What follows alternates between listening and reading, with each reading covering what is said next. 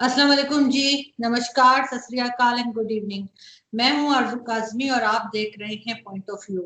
आज हम जरा बात करेंगे कराची की। कराची में जो बारिशें हो रही हैं उसमें क्या हाल है कराची वालों का, इस पे बात करेंगे। और साथ ही हम बात करेंगे इंडिया पाकिस्तान चाइना, क्योंकि आप देख ही रहे हैं कि एक टेंशन बनी हुई है इंडिया और चाइना की। और चाइना जाहिर है हमारा दोस्त है और भारत जो है वो हमारा पड़ोसी है। तो हम तो नहीं चाहेंगे कि दोनों में से किसी को भी किसी किस्म का की परेशानी या टेंशन हो, क्योंकि उससे फिर पाकिस्तान भी बच नहीं पाएगा। इसके अलावा जी हम FATF पे भी बात करेंगे। जैसा कि आज ही मैं देख रही थी कि प्राइम मिनिस्टर इमरान खान ने कहा है कि भारत और अपोजिशन दोनों मिलके पाकिस्तान को ब्लैक लिस्ट करवाना चाह रहे हैं FATF में। हमारे साथ हैं जी ताहिर गोरा साहब, किसी तारुफ के मोहताज नहीं है। बहुत शुक्रिया सर कि आपने ज्वाइन किया है। बहुत शुक्रिया जी। आपने काफ़ी लोडेड एजेंडा रखा हुआ है आज। और कनाडा में बैठ के हमें जो अब सहूलत है कि हम बात कर सकते हैं खुल के। आप दोस्त पाकिस्तान में बैठे हुए हैं, आपको अंदाज़ा है वहाँ की ग्राउंड रियलिटीज़ का, मगर आप लोगों से राब्ते की वजह से और इंटरनेट की दस्तयाबी की वजह से हमें भी करीब करीब 19-20 के फ़र्क से साथ पाकिस्तान हो या दुनिया का कोई भी खिता हो उसके हालात का वैसे ही पता होता है।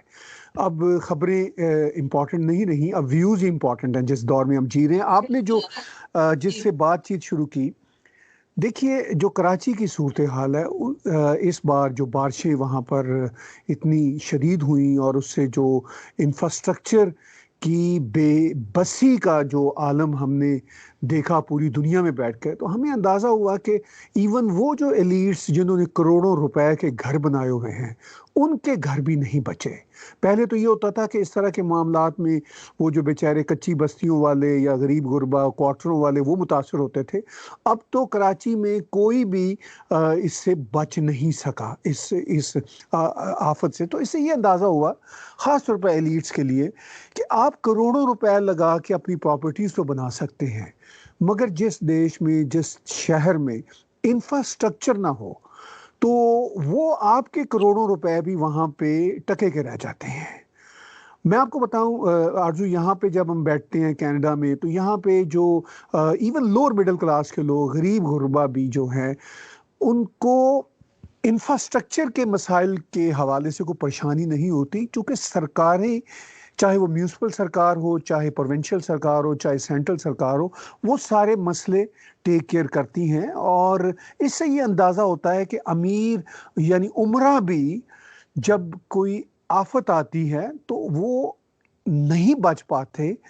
मुझे किसी ने एक बार कहा कि जी पाकिस्तान में जो है इतने ऐसे भी बुरे हालात नहीं जितनी आप तनकीद करते हैं। मैंने कहा कि आप कहना क्या चाहते हैं? कहने लगे कि नहीं, वहाँ पे जाएं, ये जो सियासी लीडर बाहर बैठे हैं उनको क्या मसला होगा। मैंने कहा पाकिस्तान की सबसे बड़ी लीडर हुआ करती थी मोहतरमा बेनज़ीर भुट्टो, तो उनको भरे मजमे में जिस तरह मारा गया या शहीद किया गया, तो इससे अंदाज़ा ये होता है कि इतने बड़े तल्लकात और इतने बड़े रिसोर्सेज की हामिल पॉलिटिशियन या शख्सियत भी पाकिस्तान में सेफ नहीं है सिक्योरिटी के अतबार से।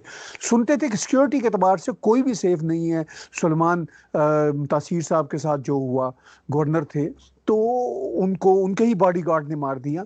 तो इसी तरह इंफ्रास्ट्रक्चर के मामले में भी कोई सेफ नहीं है। तो ये एक मुआशरे की ज़बूं हाली का, लाकानूनियत का और मैस का अंदाज़ा हमें होता है।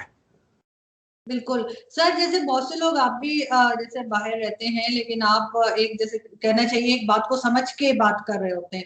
बहुत से पाकिस्तानी जो पाकिस्तान में नहीं रहते और कोई कनाडा में है और कोई UK में है, कोई कहीं है, तो वो ये समझते हैं कि मेरे जैसे जर्नलिस्ट जो तनकीद करते हैं पाकिस्तान में किसी गलत चीज के ऊपर, वो कहते हैं कि जी आपको तो कोई और काम ही नहीं है, आप तो बस बैठ के और पाकिस्तान बैशिंग कर रही होती हो। तो मुझे ये समझ नहीं आती कि अगर हम खुद अपनी गलतियां नहीं निकालेंगे तो फिर बाहर वाला तो बोलेंगे। तो ऐसा तो नहीं है कि अगर हम कहें सब कुछ अच्छा चल रहा है, यहाँ पे सब कुछ अच्छा नहीं चल रहा जैसा होना चाहिए। क्योंकि जो कराची की हालत है, कराची की हालत ये अभी 1 या 2 साल में नहीं हुई है। कराची को जिसे कहना चाहिए खराब करने में सालों लगे इनको। लेकिन अब वही चीज इस्लामाबाद में भी शुरू हो गई है। इस्लामाबाद में बारिश वगैरह का तो है थोड़ा बहुत, इतना ज्यादा नहीं है, लेकिन वही बैग स्नैचिंग, रोड क्राइम्स, ये यहाँ पर भी हो रहे हैं और कोई तवज्जो नहीं दे रहा। ये आपको लगता नहीं कि कराची को बहुत निग्लेक्ट किया गया था जैसे अब इस्लामाबाद को किया जा रहा है? देखिए, बात ये है कि पहली बात जो आपने की कि कुछ लोग ये तनकीद करते हैं कि आप सिर्फ तनकीद ही करते रहते हैं। तो मैं उनसे ये जानना चाहता हूँ कि आपने तो ये कहा कि सब कुछ अच्छा नहीं हो रहा, मैं ये जानना चाहता हूँ कि क्या अच्छा हो रहा है? क्या एक बात है, 2 बात है, हमें कन्विंस तो करें ना। चले मुझे आपको छोड़ दें, दुनिया को तो कन्विंस करें ना। दुनिया तो रैशनैलिटी की बेस पे चलती है। बताएं जो अच्छा हो रहा है, हमें कन्विंस करें। जितनी तारीफ ये करते हैं, हम उससे डबल तारीफ कर देंगे। अच्छा, बाकी जो ये बात है कि क्या कराची इग्नोर हो रहा था अरसा दराज से, भाई मैं ये कहना चाहता हूँ कि पाकिस्तान का कौन सा हिस्सा इग्नोर नहीं हो रहा था या हो रहा है।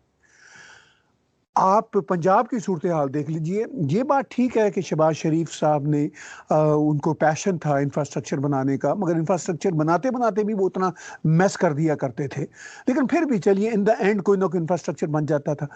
इसके बावजूद सब कुछ अच्छा तो इवन शहबाज शरीफ भी नहीं करते थे। हर चीज़ को अलमिया ये है पाकिस्तान का, पॉलिटिशियन हो, ये एस्टैब्लिशमेंट हो, ब्यूरोक्रेसी हो, टेक्नोक्रेसी हो, वो सब हर चीज़ को, हर पावर को अपने हाथ में रखना चाहते हैं। चीज़ों को इतना सेंट्रलाइज कर देते हैं कि उनकी डिसेंट्रलाइजेशन पॉसिबल नहीं रहती। और उसके बाद ये आप जैसे या मेरे जैसे लोगों की तरफ आते हैं कि आप तनकीद करते हैं। देखिए, हम जो तनकीद करते हैं, हम तो जर्नलिस्ट हैं। हम तनकीद कोई बराए तनकीद नहीं करते, हम सिर्फ ये बताना चाहते हैं कि कोई भी चीज़ बदकिस्मती से सही नहीं हो रही, ना तो फॉरेन पॉलिसीज के एतबार से, ना नेशनल इंटरनल इश्यूज के एतबार से। तो इन सब चीज़ों का पता है। फिर आपने एक और नुक्ता उठाया कि चलिए मेरे जैसे लोग तो खुल के बात करते हैं, मगर कनाडा, अमेरिका, यूरोप में रहने वाले बेशतर जो पाकिस्तानी हैं उनको बड़ी इस बात पे जो होती है तकलीफ होती है कि भाई हम क्यों करते हैं। तो मैं उनसे ये पूछना चाहता हूँ कि जब वो इन मुल्कों में रहते हैं, उनको इन मुल्कों के निज़ाम की फिर समझ नहीं आई? अगर समझ आई होती तो फिर ये वहां के जो एग्जिस्टिंग वसीदा निज़ाम को कैसे जस्टिफाई कर सकते थे? मुझे ये एक बहुत बड़ा मसला होता है। यहाँ पे बहुत सारे लोग होते हैं, मैं उनसे पूछता हूँ कि यार, या तो फिर आप यहाँ को नहीं समझते जब वहां को आप जस्टिफाई करते हैं, और अगर आप वहां को जस्टिफाई कर रहे हैं तो फिर आप यहाँ के निज़ाम के साथ गद्दार हैं। ये कैसे मुमकिन है कि ये दो बिल्कुल मुख्तलिफ तरह के निज़ाम आप उनको जस्टिफाई एक ही वक्त में कर रहे हो? तो बदकिस्मती से एक जो अवेयरनेस का मामला है वो है नहीं। दूसरा, बहुत ही हाइपर पेट्रियाटिक हैं लोग। ज़्यादातर जो यहाँ पे रहते हैं वो कुछ ज़्यादा ही हाइपर पेट्रियाटिक हैं। मैं दावे से कहता हूँ कि जो पाकिस्तान में लोग रहते हैं उन बेचारों को ग्राउंड रियलिटीज़ का पता होता है, क्योंकि वो सफरर होते हैं, वो रिसीविंग एंड पे होते हैं। उनको पता होता है कि उनके साथ क्या हो रही है, उनकी जिंदगी किस भाव में है, उन बेचारों को पता होता है। यहाँ पे ये सब अपनी या तो वेलफेयरें खा रहे होते हैं इन मुल्कों में रह के, या जो भी कोई अपना काम काज कर रहे हैं उस काम काज के जरिए अगर वेल ऑफ हो जाते हैं तो उस पे ये उसके नशे में होते हैं। फिर इनको पाकिस्तान की इमरान खान की पार्टी से ज़रा ज़्यादा ही मोहब्बत है, चूँकि इनका ये ख्याल है कि वो करप्शन के ख़िलाफ़ है। हालांकि जो इनकी करप्शन की दास्तानें अब वो सामने आ ही रही हैं। चलिए मैं उस तरफ नहीं आता, इन्होंने किया क्या है मुल्क के लिए? अगर करप्शन नहीं भी की तो इन्होंने क्या उसके लिए किया है? वो मुझे, मैंने डैम की बात आपके पिछले शो में भी की थी, हर दफा मैं करता हूँ। वो जो फूल डैम था, यानी डैम प्रोजेक्ट था, क्या बना उसका? यहां से ही पैसा इकट्ठा हुआ था ना, कनाडा से। पैसा इकट्ठा करने वाले भी यहाँ मौजूद हैं, उनको पैसा देने वाले भी मौजूद हैं, और पैसा लेके जाने वाले वो इंग्लैंड में बैठे हुए हैं। और ना तो इमरान खान उसकी बात करते हैं, ना वो बात करते हैं। फिर हम तनकीद ना करें तो क्या करें?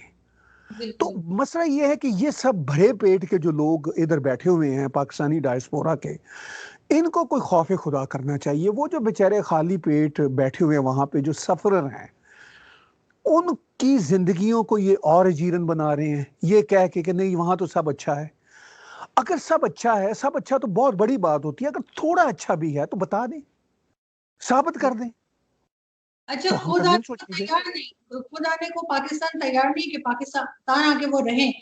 खुद वो बाहर रहते और फिर कहेंगे कि जी आपने क्यों कहा। अब यहाँ पे मैं देखती हूँ लोगों को, बच्चों के लिए स्कूल एडमिशन नहीं मिल रहा, यहाँ पे लोगों को पीने का साफ पानी नहीं मिल रहा, या यहाँ पे जैसे कराची का हाल हुआ है, या जैसे अब इस्लामाबाद में होता जा रहा है कि बैग्स छीने जा रहे हैं, रोड क्राइम्स है। तो अब इस पे गवर्नमेंट कुछ नहीं कर रही। अभी एक साहब एक शो में आए थे, मेरे कहने लगे कि वो जी ये तो सब अपोजिशन जो है वो महंगाई कर रही है, इसलिए कि वो सब बिजनेस कम्युनिटी से हैं। मैं कहता, तो इन्होंने कौन से स्कूल मास्टर्स बिठाए हुए अपने साथ? इनके साथ भी तो बिजनेस कम्युनिटी ही है, चाहे वो जहांगीर तरीन हो चाहे कोई और हो। तो उसका जवाब उनके पास नहीं था। तो ये आपको ऐसा नहीं लगता कि वही सारी जो पिछली गवर्नमेंट्स थी उसी के लोग हैं, फिर भी इनसे जो है वो हुकूमत चल नहीं पा रही? और दूसरा वही, इसी में मैं जोड़ देती हूँ कि एफएटीएफ भी आपको लग रहा है कि अपोजिशन करना चाह रही है कि ब्लैक लिस्ट चले जाए पाकिस्तान?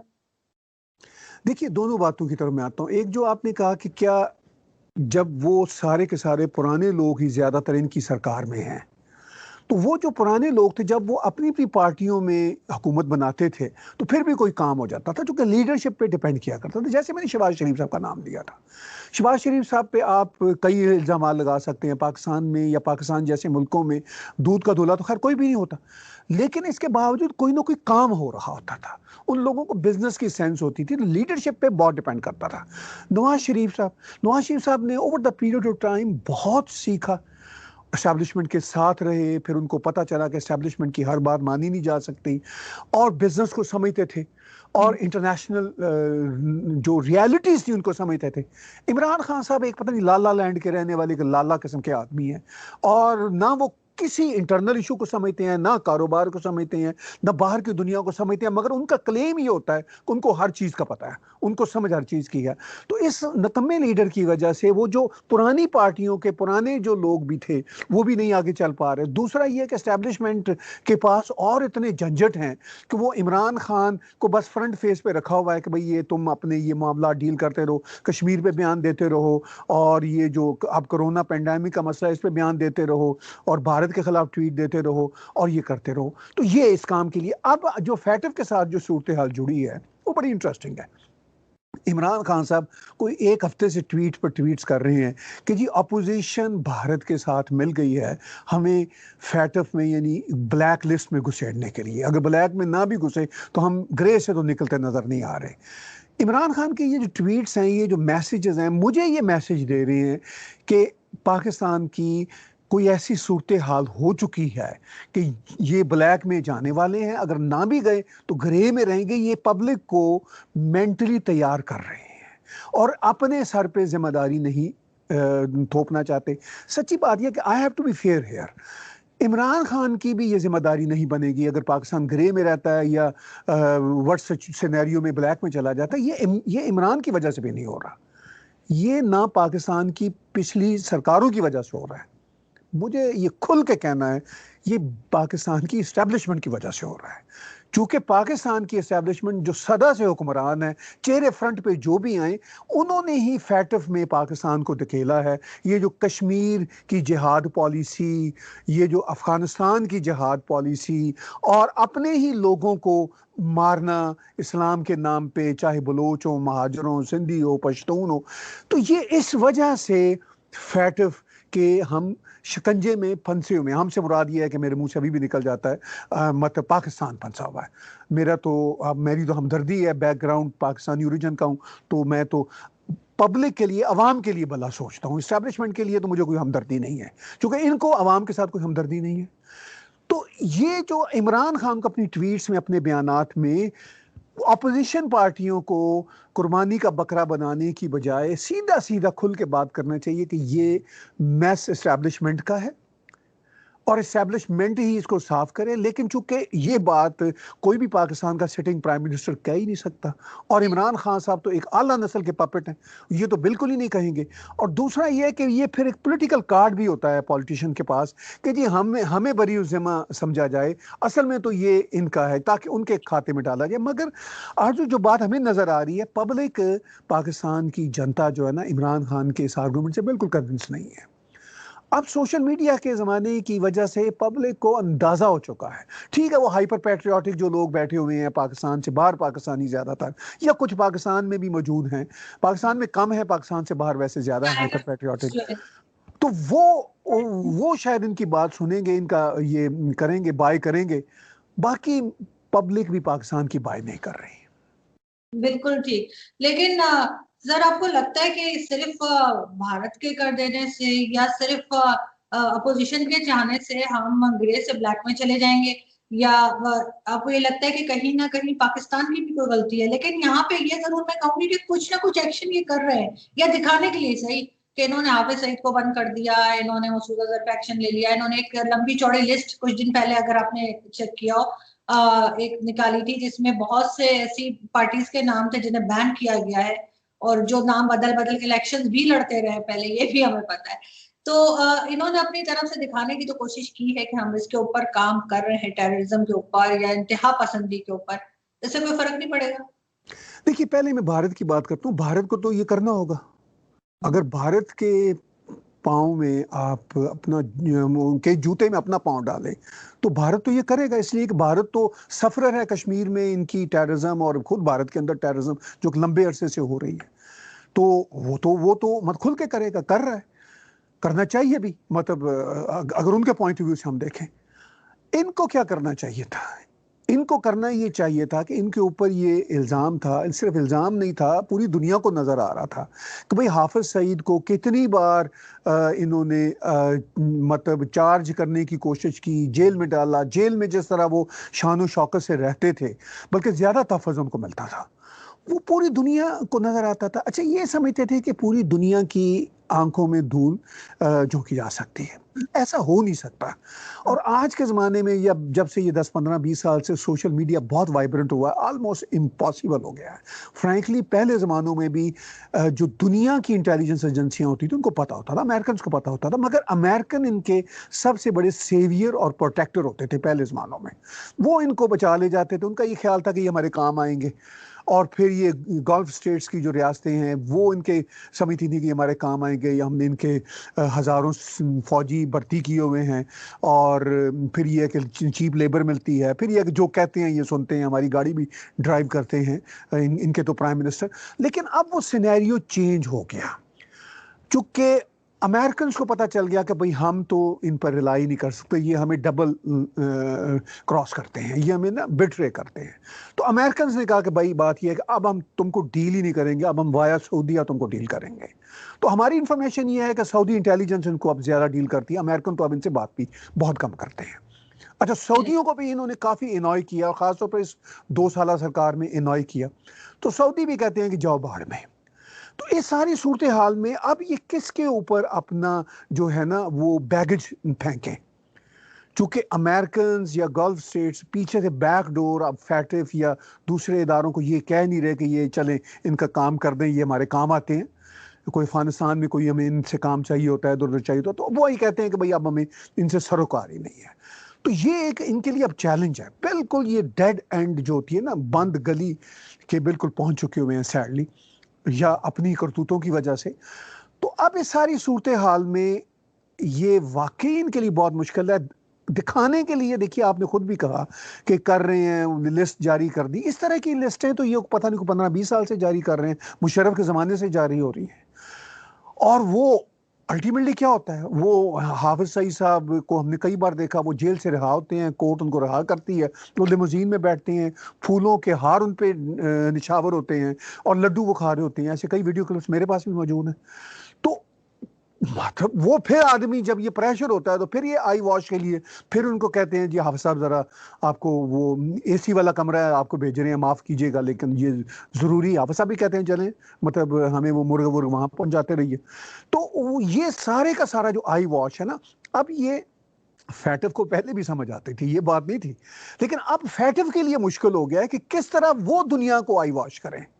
फैटिव दुनिया को किस तरह बताए कि भाई हमें आई वॉश किया जा रहा है, पूरी दुनिया कह रही है कि भाई आप शर्म करो, शेम ऑन यू, आपको सारी हकाइक पता है। तो अब फैटिव ये कह रही है कि भाई हम नहीं अब तुम्हें आई वॉश देंगे, अब साबित करके दें। अब इन्होंने वो जो कंप्लाइंसेस की एक लिस्ट थी इनको दी गई।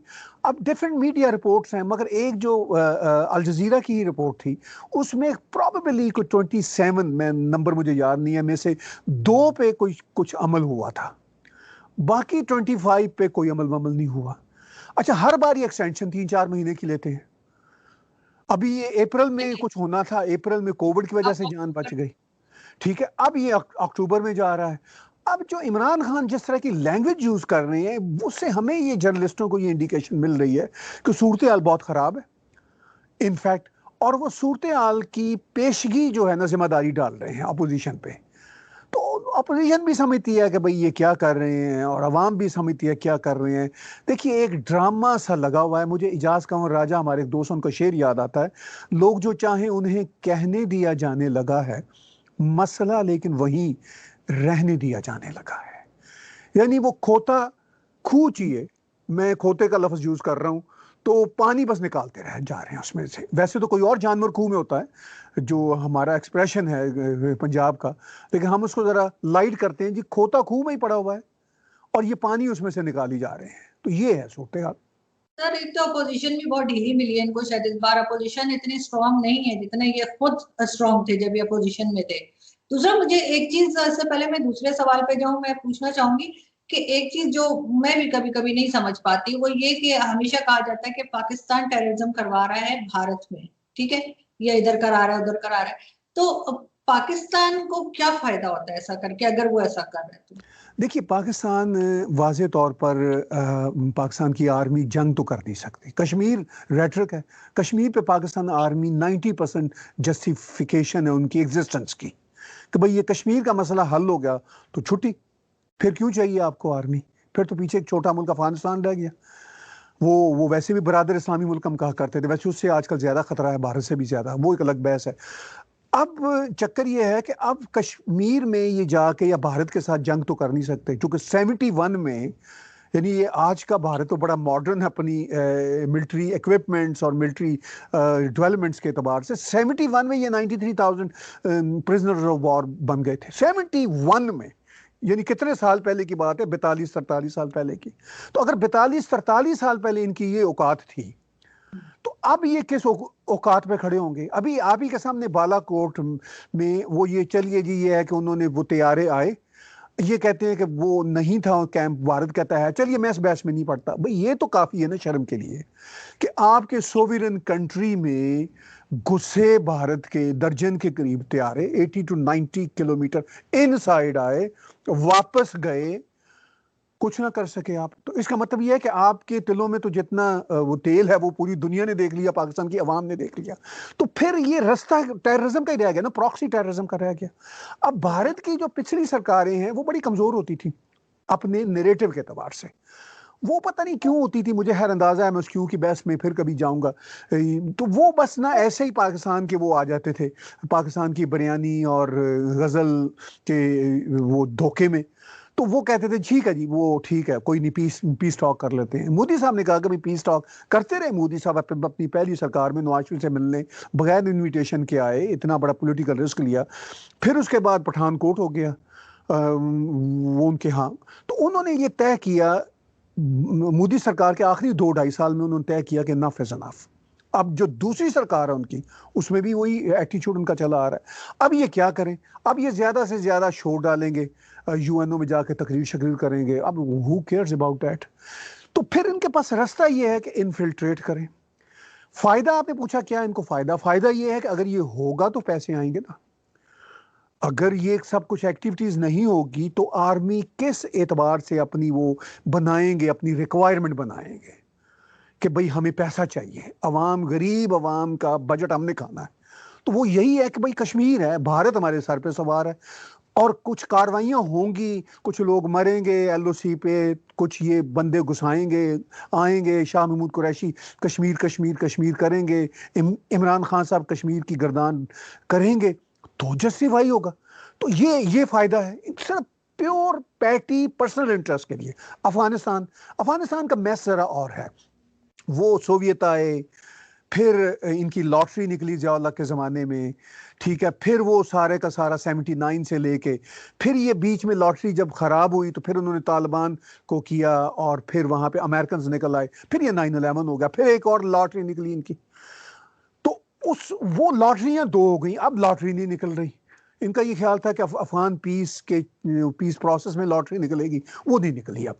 तो इस सारे खेल में इनका ये था कि अगर हम कार्रवाइयाँ करेंगे, बम धमाके करेंगे, अफगानिस्तान में अटैक करेंगे, जो अभी भी होते हैं ऑन एंड ऑफ, तो हमारी कोई वैल्यू होगी ना।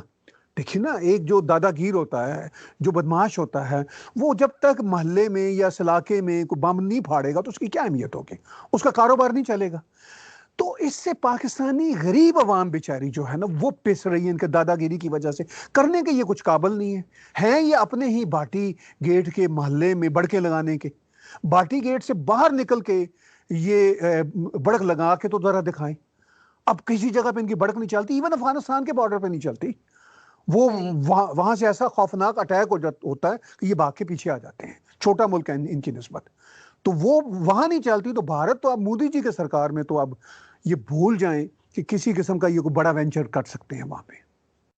लेकिन सर, आपको ऐसा नहीं लगता कि जैसे अगर हम चाइना की बात करें कि चाइना के साथ जो इंडिया की टेंशन इस वक्त चल रही है, कि अमेरिका ने अपनी हर जंग जो है वो कहीं और लड़ी है। तो अब जैसे अमेरिका और चाइना का टसल है बीच में बेसिकली। तो वो इंडिया को बीच में इस्तेमाल कर रहे हैं कि इंडिया और चाइना को लड़ा के, कि यानी वो इंडिया ऑफ कोर्स चाइना को सपोर्ट, अमेरिका जो है वो इंडिया को सपोर्ट कर रहा है, और इंडिया जो है वो अमेरिका को। तो वो अमेरिका की जंग जो है, जैसे हम बीच में पड़े थे अमेरिका की जंग में अफगानिस्तान में, और उधर पाकिस्तान भुगत चुका है ना।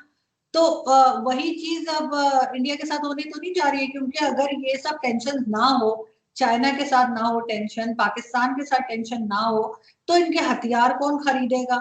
और फिर ये लोग दोनों कंट्रीज आगे प्रोग्रेस कर सकते हैं, पाकिस्तान भी कर सकता है थोड़ी बहुत, और थोड़ी बहुत तरह से भारत भी कर सकता है, अगर हम ये अपने डिस्प्यूट खत्म करें किसी तरीके से। और ये जो एक दूसरे के ऊपर बंदूकें तान के हर वक्त खड़े रहते हैं, अगर ये चीज ना हो। देखिए ना, अमेरिका और कनाडा भी तो रहते हैं ना, और इसी तरह से कई कई कंट्रीज हैं, तो हम क्यों नहीं रह सकते? देखिए, बात बड़ी सिंपल है।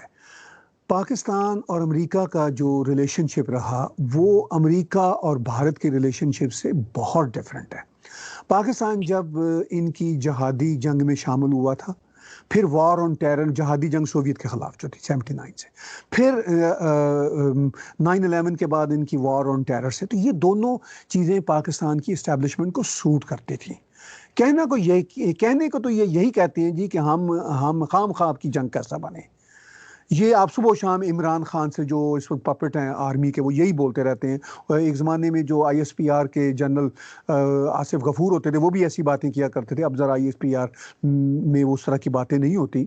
तो ये नैरेटिव की हद तक तो ये ठीक है इनके पॉइंट ऑफ व्यू से, लेकिन ये चूंकि इनका अपना कारोबार था, जहाद फी सबीलिल्लाह पाकिस्तान आर्मी का लोगो है, ठीक है ना। यानी वो कोई भी दुकान होती है ना, जैसे हाँ, हमारा स्टूडियो तो हमने बाहर लगाया बोर्ड टैग TV, ठीक है, लीडिंग साउथ एशियन चैनल।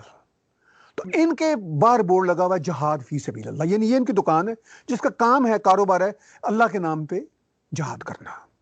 तो इनका तो क्लाइंट था अमेरिका 79 में भी, और 9/11 के बाद भी। तो इनको तो ये तो आज भी मैं आपको दावे से कहता हूं, आज भी कोई खुदावन करीम इनको जहाद के कारोबार की कोई दे, अपॉर्चुनिटी दे, तो ये कूद के उसमें घुसेंगे। पहले 70,000 लोग कहते हैं हमारे इस जहाद की वजह से मरे थे, अब बेशक 1,70,000 मर जाए, इनको परवाह है, इनका कारोबार चले। तो ये तो उसके लिए मुतज़र अलहदा, ये सूरत बिल्कुल मुख्तलिफ है, बिल्कुल कंपेरेबल नहीं है इंडिया के साथ। अब इंडिया की सूरत हाल, इंडिया कोई इस कॉन्फ्लिक्ट में अमेरिका की वजह से चीन के साथ नहीं आ रहा। इंडिया का कॉन्फ्लिक्ट चीन के साथ बहुत पुराना है।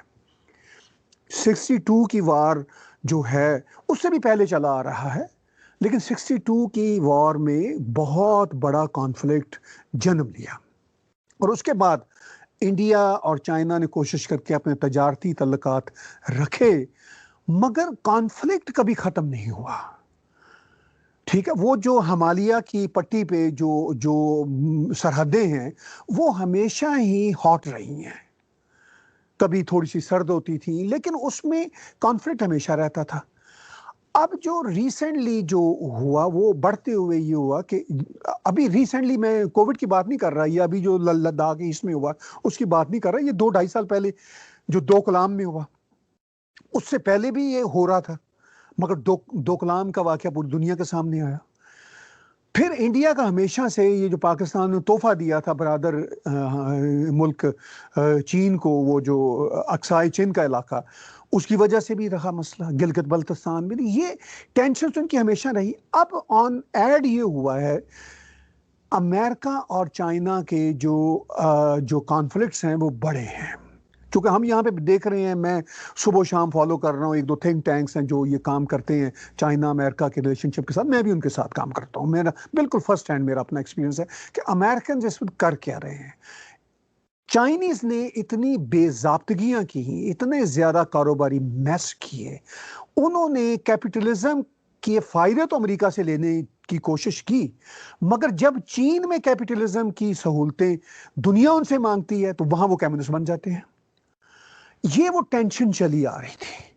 कोविड-19 जो से कहते हैं ना, तबूत में आखिरी कील साबित हुआ वेस्टर्न वर्ल्ड के लिए। सिर्फ ये अमेरिका का प्रॉब्लम नहीं है। चेकोस्लोवेकिया के जो हैं, सॉरी, उसके प्राग के से अभी गए हुए थे उनके एक सेनेटर ताइवान, वो रो रहे थे कि चीन का कितना इंसल्टिंग रवैया है। कल जर्मनी के फॉरेन मिनिस्टर ने इस पे बात की है। हम कनाडा वाले इतना ज्यादा चीन के हाथों तंग हैं कि आपको बता नहीं सकते हर एतबार से। तो ये सिर्फ अमेरिका वर्सेस नहीं है चाइना, ये वेस्ट तंग आ गया। कोविड-19 ने साबित कर दिया कि जिस तरह चीन ने इस वायरस के बारे में इतलात खुफिया रखी, दुनिया को नहीं बताया, दुनिया को अपनी लेबॉर्टरीज तक एक्सेस नहीं दी, क्योंकि ये इंटरनेशनल मसला था, पूरी दुनिया में पेंडेमिक फैला है।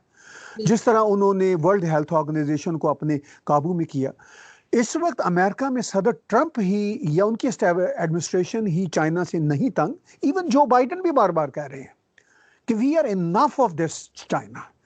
इवन जो एस्टेब्लिशमेंट है, जो भी सरकार बनेगी, हर मुल्क की एस्टेब्लिशमेंट होती है, अमेरिकन जो एस्टेब्लिशमेंट है, इररिस्पेक्टिव कि आगे कौन जीतता है, वो भी अब तंग आई हुई है। तो अच्छा, इस दौरान चाइना फ्रस्ट्रेटेड हुआ, जो हमें वो बात नजर आ रही है। चाइना ने सोचा कि मैं अपने रीजनल जरा ना मसल्स दिखाऊं, चूंकि उनकी तो ठीक ठाक टेंशन चली आ रही है। आपको याद होगा कोविड से पहले भी एक फोरम है, इकोनॉमिक फोरम, मुझे उसका पूरा नाम भूल रहा है, चाइना जिसको लीड करता है, इन्होंने भारत को वहां पे लाने की कोशिश की। उससे कुछ पहले ही, एक महीना पहले ही, ये सदर जी भारत भी गए थे, मोदी जी से मिले, वहां पे ये झूले में बैठे थे, इन्होंने प्यार की पींगे वहां पे वो जो है ना आपस में डालने की कोशिश की। लेकिन मोदी साहब क्लियर थे कि भाई हमने कितना प्यार इनसे लेना है। मोदी साहब ने फिर उसके बाद वो जो इंटरनेशनल फोरम है, वो जो साउथ एशिया का एक इकोनॉमिक फोरम समथिंग, उसमें चीन ने कहा जी आए आप बैठे। उन्होंने कहा भाई आपके साथ क्या बैठे, आपके साथ हमारा ट्रेड डेफिसिट इतना है, आप हमें चीजें बेचते हैं, लेकिन जब चीजें खरीदने की बात आती है तो कोई 40-50 बिलियन डॉलर का डेफिसिट है। तो दोस्तियां इस तरह तो नहीं चलती, वन वे दोस्तियां नहीं चला करती कि मेरी बात आप सुने, दूसरे की बात। तो वो कॉन्फ्लिक्ट चले आ रहे थे। फिर जब ये इनकी क्वाड बना, जिसमें चाइना, सॉरी चाइना कह रहा हूं, चाइना के खिलाफ अमेरिकन, ऑस्ट्रेलियन, जापानीज और इंडियन आए। इसमें सिर्फ इंडिया का मसला नहीं है, ऑस्ट्रेलिया भी चीन से नको नक भरा हुआ था। एक जमाने में चीन ने ऑस्ट्रेलिया की आधी पार्लियामेंट को इनडायरेक्ट और डायरेक्ट खरीदा हुआ था। भाई मनी टॉक्स ना, सेनेटर एमपीज, मतलब उन्होंने पैसे लगाए हुए थे। वो बड़ी मुश्किल से गवर्नमेंट बदली, वहां पे डेमोक्रेटिक निज़ाम है, तो अब उन्होंने गंद का सफाया किया। जापान इनसे तंग आया हुआ था। आप जापान और ऑस्ट्रेलिया की बात छोड़ें, आप इनके चीन के अपने अंदर से जो निकले हुए मुल्क हैं, वो चीन से खुदा की पनाह मांगते हैं। Taiwan, Vietnam, Lagos, even Hong Kong जो अभी तक इनका हिस्सा है, इन्होंने उनके भी नाकों चने चबवा दिए, क्योंकि हांगकांग वालों के साथ इंटरनेशनल ट्रीटी इनकी ये थी चाइना की कि 1 कंट्री 2 रूल्स। इन्होंने अब ये कहा कि एक ऑर्डिनेंस जारी किया कि 1 कंट्री 1 कम्युनिस्ट रूल, खत्म बात। तो ये तो चीन का रवैया है। उस रवैये की वजह से चीन ने मसल्स दिखाने शुरू किए, भारत को एग्रेशन किया। जब भारत को मसल दिखाए तो भारत अब वो 62 वाला भारत नहीं है। भारत इवन अब वो 2010 वाला भारत भी नहीं है, 2012 वाला भारत भी नहीं है। तो भारत ने फिर इनको दिखाया। भारत को ये पता था कि चीन को पैगाम मिलेगा बड़ा प्यारा किस्म का ना, ये पैसे के पीर हैं, पैसे से मिलेगा। उन्होंने सारी एप्स बंद है आपकी। 1.3 बिलियन का कंट्री है हमारा, तो जरा चला के देखो ऐप। अब वही मैसेज अमेरिका दे रहा है, वही मैसेज अब यूरोप से आ रहा है, तो चीन की फ्रस्ट्रेशन बढ़ रही है। तो मैं ये इसको सम अप करता हूं इस बात को कि चीन और भारत की टेंशन में अमेरिकन बीच में नहीं है। बेसिकली ये टेंशन वैसे ही है, लेकिन लेकिन अब ये है कि दोनों कॉमन ग्राउंड्स पे खड़े हैं। अब ये मिडिल ईस्ट के जो कंट्रीज हैं वो भी चीन से खुश नहीं है। चीन को तेल तो वो बेचते हैं, वो भी चीन से खुश नहीं है कि चीन एक और मुश्किल कंट्री ईरान के साथ मिल गया। हालांकि ना ईरान को इसका फायदा होना है एट द एंड, ना चीन को होना है, ये मैं आपको आज ही बता दूं। अच्छा, तो चीन अपने जो है ना एलाइज या अपने बायर्स या सेलर्स दोनों ही है ना, उनसे बाय बाय भी करता है, सेल भी करता है उनको, वो भी लूज कर रहा है। जापान, ऑस्ट्रेलिया, उनका अपना चीनी बेल्ट जो है, साउथ चाइना की बेल्ट, ये Vietnam, Taiwan, Singapore, Malaysia, Indonesia, ये सब चीनी नाजार लोग हैं।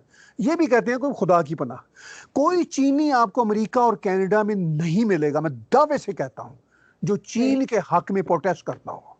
यहां हर वीकेंड पे इवन कनाडा में चीन के खिलाफ मुजाहरे होते हैं, चीनी करते हैं। क्योंकि चीन का कोई शख्स जो चीन से बाहर बैठा हुआ है, स्वयं इनका एजेंट ना हो, इनकी एजेंसियों का, वो चीन से खुश नहीं है। भाई कैसे खुश होगा कि दूसरा बच्चा वो नहीं बेचारा रख सकता जब वहां पे रहेगा, उसकी जिंदगी की बोल बोल वचन हर चीज पे ताले लगे हुए हैं। तो वो तो खुदा का शुक्र अदा करते हैं जब चीन से उनकी जान छूटती है। तो सवाए जो चीनी एजेंट बैठे हुए हैं जिनके मफादात चीन के एस्टेब्लिशमेंट के साथ हैं, जो अमेरिका इधर उधर बैठे हैं, वो करते हैं। आपने you would never hear any Chinese protest for Chinese Communist Party. ठीक है, इससे ये बात साबित होती है। या पाकिस्तान के गवर्नमेंट, पाकिस्तान बड़ा खुश है चाइना से। पाकिस्तान भी खुश नहीं है, मजबूर है। लेकिन सर लास्ट में मैं आपसे ये पूछना चाहूंगी कि जैसे कि मतलब मैंने हमेशा बचपन से, क्योंकि मेरे फादर जर्नलिस्ट थे, तो हमेशा से न्यूज चैनल्स बहुत देखे। जब घर में आओ न्यूज चैनल ही चल रहा होता था। तो मैंने कभी ऐसा देखा नहीं कि कोई जो है वो हेड ऑफ स्टेट पाकिस्तान का कहीं गया हो तो उसको वहां पे उसी के लेवल के किसी ने रिसीव ना किया हो, या कोई फॉरेन मिनिस्टर गया हो, या प्राइम मिनिस्टर गया हो, या सदर गया हो, कोई भी उनको उन्हीं के जिस लेवल के वो होते हैं उधर ही के दूसरे जो होते हैं वो उनको रिसीव करते हैं। जब से ये गवर्नमेंट आई है 2 साल से, मैंने तो नहीं देखा कि इमरान खान साहब को किसी प्राइम मिनिस्टर ने रिसीव किया हो, या फॉरेन मिनिस्टर हमारे जाते हैं तो उन्हें किसी फॉरेन मिनिस्टर ने रिसीव किया। अभी भी चाइना गए थे तो ऐसे ही सुनने में आ रहा था कि पता नहीं किसी कुक को भेज दिया था, किसको भेज दिया था, लोग तो कुछ भी जैसे कहते हैं। लेकिन बहरहाल फॉरेन मिनिस्टर उनको लेने नहीं आया था। और इमरान खान साहब का तो अभी तक मेरे ख्याल रिकॉर्ड बन चुका है, वर्ल्ड रिकॉर्ड है कि उनको कोई भी नहीं लेता। तो क्या वजह है, क्यों इतनी ज्यादा फेलियर है इनकी फॉरेन पॉलिसीज की, और कोई मतलब शर्म भी नहीं आती इन लोगों को? मुझे तो ये होता है। देखिए बात ये होती है कि दुनिया में एक बड़ा सीधा सा रूल है, चाहे इंडिविजुअल्स हों चाहे नेशंस हों। ये एक सैड रियलिटी भी है कि आप दूसरे को उस वक्त ही इक्वल ट्रीट करते हैं जब आप समझते हैं कि ये इक्वल लेवल का बंदा है या इक्वल लेवल की नेशन है। फ्रैंकली ये एक हार्ड रियलिटी है। कभी कभी इनको फॉरेन मिनिस्टर को या इमरान खान को अगर इनका काउंटर पार्ट जो होता है, हम मनसब भी इनको रिसीव कर ले, तो सुना हमने यही है कि वो डांटने के लिए रिसीव करते हैं। क्योंकि दुनिया को दिखाने के लिए सी पैक और पाक चीन दोस्ती जिंदाबाद, हिमालय से ऊंची, समुंदर से गहरी, शहद से मीठी, ये सारे मुहावरे चलते रहते हैं। लेकिन इन फैक्ट चाइना को ये होता है कि भाई हमने आपके यहाँ इतने बिलियन डॉलर लगा दिए, इतने बिलियन डॉलर और लगाने हैं, अब आप ये बताएं कि आप हमें कितना रकबा देंगे, ग्वादर देंगे, ये उनको ये इंटरेस्ट नहीं है फ्रैंकली कि ये सड़कें बन जाएं। ये तो ऐसे ही बहाना है, सड़कें तो बन ही जाएंगी, मतलब अगर इतने पैसे आ रहे हैं। उनको ये है कि भाई हमारा कब्जा कैसे होगा वहां पे। अच्छा, पाकिस्तान पर प्रेशर है जाहिर है वेस्टर्न वर्ल्ड का भी कि भाई ठीक है, तुमने फिर आइसोलेटेड जिंदगी गुजारनी है, नॉर्थ कोरिया की तरह गुजारनी है, ईरान की तरह गुजारनी है, तो चीन के साथ चले जाओ। आपकी पाकिस्तान के एस्टेब्लिशमेंट में बड़े अरसे से अंदर ही अंदर एक खींचातानी, क्या लड़ाई हो रही है। मैं आपको कनाडा में बैठ के बता रहा हूँ, कंफर्म इतलात है, लड़ाई हो रही है इसी मसले पे कि हमने, एक ग्रुप कहता है चीन के साथ जाना, एक कहता नहीं जाना। ठीक है, बाजवा और इमरान की जोड़ी ने ये कोशिश की कि हम चीन के चुंगल से बाहर निकलें, ये कंफर्म इतलात है हमारे पास। लेकिन वो बदकिस्मती से चीन के चुंगल से बाहर निकल के फिर आपके पास दूसरी जो दो गोदे हैं, वो पुरानी गोद है अमेरिकन की और सऊदियों की, उन दोनों ने कहा कि भाई हमने आपको भी गोद में नहीं लेना, आप उसकी गोद से बाहर आ जाएं, अपनी ही गोद में बैठ जाएं इस बार, और हमारी गोद में ना आए। तो ये बेचारे, मतलब मुझे थोड़ी सी हमदर्दी भी है इनसे और गुस्सा भी है कि आपने बात की कि फॉरेन पॉलिसी ऐसी घटिया बनाई हुई है फॉर द पास्ट 73 ईयर्स, कि हम जैसे होते हैं ना क्लाइंट स्टेट के तौर पर हैं कि भाई हमें बर्त लो, हमें बताओ कि हमारी कीमत क्या है, क्या कीमत लगाते हो, और हमें बर्त लो। तो मैं अब किसके लिए सख्त कोई लफ्ज़ हो सकता है, मैं बरतना नहीं चाहता, वो लफ्ज़ ये खुद ही अपने लिए अप्लाई करें। तो इस सारी सूरत हाल में फॉरेन पॉलिसी इनकी इतनी बेकार है, चूंकि देखिए मैंने पिछले आपके शो में भी बात की थी, जब ये इनका सारे का सारा रेटरिक ही पाकिस्तान का, आर्मी का एस्टेब्लिशमेंट वही सब कुछ है पाकिस्तान में, वो एंटी इंडिया है। अब एंटी इंडिया चल नहीं रहा दुनिया में। पहले दुनिया आंखें बंद कर लेती थी, कहती थी ठीक है यार तुम करते रहो, तुम्हारा आपस का मामला है, हमें बताओ कि हमारे लिए क्या करोगे, हम आपको क्या दें। तो वो ये कीमत पे सारा काम हो रहा था। अब दुनिया ने कहा कि वो भी नहीं हमने आपको देना, आपसे कुछ चाहिए भी नहीं, और ये इंडिया का ऑब्सेशन भी खत्म करो। अब ये प्रॉब्लम इनको ये है कि मिल भी कुछ नहीं रहा और इंडिया का ऑब्सेशन भी खत्म हो गया, तो फिर ये कैसे जिंदा रहेंगे? इनके पास तो जिंदा रहने का बहाना ही नहीं बचा। तो अब इस नाजुक मोड़ पे, इस मुकाम पे आ गए हैं कि नूरजहान का कोई गाना ही हम ढूंढ सकते हैं और सारे सुने और उस दुख को अब ताज़ा करें कि भाई वो एक नाजुक ले आई किस मुकाम पे, वो गाना था ना, मुझे ऐसे याद आ रहा है। ये भी कहते हैं कि हमने बजट इतना फौज का बढ़ाया नहीं है, कोई 11% कहते हैं, कभी 12% कहते हैं, अपनी सफाइयां भी साथ साथ देते रहते हैं, लेकिन ना जाते जाते सब बातें हो जाएंगी। तो आप जहाँ रहते हैं वहां पिज्जा तो खाते होंगे, ये आजकल मैं सबसे पूछ रही हूँ। नहीं नहीं, पिज़्ज़ा तो देखिए जी, यहाँ पे हम खाते हैं, पिज़्ज़ा हो, मैकडोनल्ड हो, KFC हो, सबसे सस्ती खुराकें हैं यहाँ पे रहते हुए। नहीं सर, आप पापा जॉन्स पिज्जा नहीं खाते आप, नहीं जिसका आज वो, स्कैंडल है। मुझे याद है कि इस तरह के जितने पिज़्ज़ा होते थे ना, वो पाकिस्तान में बड़े फैंसी किस्म के हुआ करते थे। तो यहाँ पे ये सब फास्ट फूड में आ जाते हैं। इवन पापा जॉन्स भी ठीक है, रिलेटिवली बेहतर है फिर भी कुछ, लेकिन नहीं, स्कैंडल तो आपको पता ही होगा, पापा जॉन्स पिज्जा का स्कैंडल जो बना है आसिम बाजवा साहब के हवाले हाँ से। दीदी, मैं वो समझ रहा हूँ, समझ तो रहा आप हूँ क्या आपकी करेंगे? बात।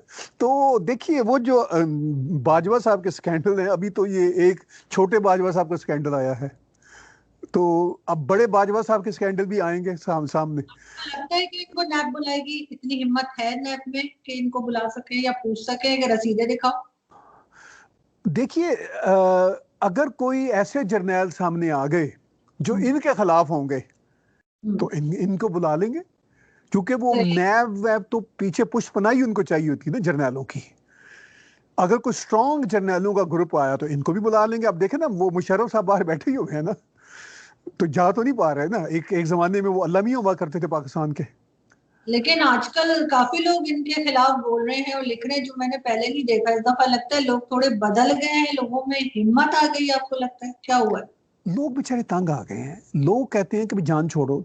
मतलब जो आम जनता है, मैंने पहले भी आपसे अर्ज किया, जो पाकिस्तानी यहाँ पे रहते हैं अमेरिका कनाडा, वो तो बड़े खुश हैं पाकिस्तान की आर्मी इस्टेब्लिशमेंट से, ज्यादातर उनकी तादाद।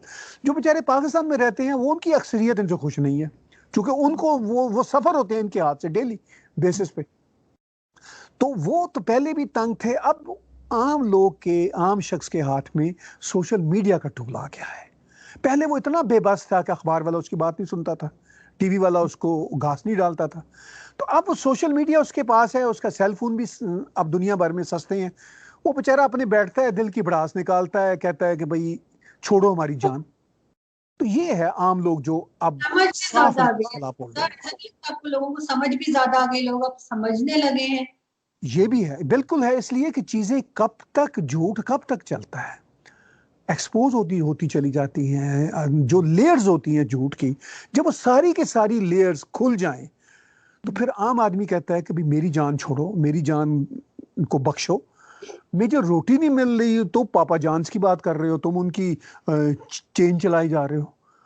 तो ये सारी की सारी जो है ना सूरत हाल, अवाम भी अवेयर हो जा रही है। अवेयर क्यों ना हो, जब इतनी सर पे उनके पड़ रही है, बेचारों को खुद रोटी नहीं मिल रही, तो ये अपने दुनिया भर में इनके यहाँ पे बंगले आ जाएं, कनाडा अमेरिका में इनके बंगले आपको दिखा देते हैं। ये लेकिन सर एस्टैब्लिश अगर करती है। पॉलिटिशियन से पूछा जा सकता है, अगर पॉलिटिशियंस को नैब बुला सकती है या पॉलिटिशियन से कहा जा सकता है कि अपनी जरा आमदनी बताओ, तो फिर हम फौज को और जजेस को या किसी और इदारे को क्यों नहीं कह सकते? चूंकि वो खुद उसी नैब के बनाने वाले हैं, डायरेक्ट या इनडायरेक्ट। ना भी बनाने वाले हों तो उसकी पुष्पनाही वही करते हैं। नैब के जो डिसीजंस हैं पॉलिटिशियंस के खिलाफ, वो ऐसे तो नहीं हो सकते ना, वो जब तक ये पीछे खड़े ना हो। तो अब जो उनके पीछे जो पुष्पनाही करने वाले लोग हैं, उनको नैब अब हाजिर कैसे कर सकती है, कैसे उनकी तलबी कर सकती है? वो इम्पॉसिबल है। जी बिल्कुल जी। बहुत शुक्रिया सर कि आपने ज्वाइन किया, थैंक यू सो मच, बहुत शुक्रिया, थैंक जी यू। बहुत शुक्रिया जी, नमस्कार, खुदा हाफिज और सत श्री आई अकाल। होप कि कुछ नेक्स्ट टाइम हम आएंगे तो होपफुली कुछ बेहतरी हो गई होगी, क्योंकि वैसे अभी नजर तो नहीं आ रहा है, लेकिन एक उम्मीद की जा सकती है कि देखते हैं क्या होता है। आजकल काफी एक्टिविटीज हो रही हैं, आपको मुझसे ज्यादा पता हो। बहुत शुक्रिया सर, थैंक यू बहुत सो शुक्रिया जी, थैंक यू।